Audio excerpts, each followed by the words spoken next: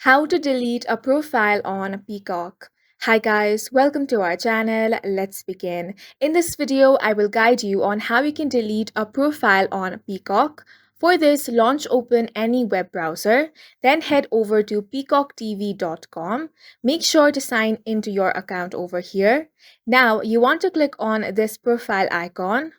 All of your profiles will be displayed. Now, if you want to delete a specific profile, you want to click on the pencil icon below that profile.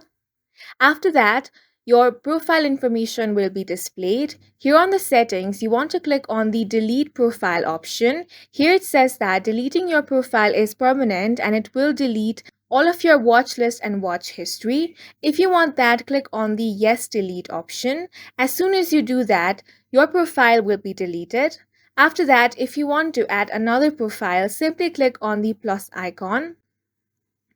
Then you will have to select if that profile is for a kid or not. Then you want to enter your profile name and click on the next option. After that, you can select 5 titles you are interested in. This will give you better recommendation.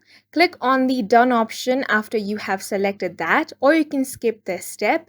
After that, here as you can see, your new profile has been created. And that's it for this video. If you found it helpful, please make sure to hit the like button and subscribe for more videos like this.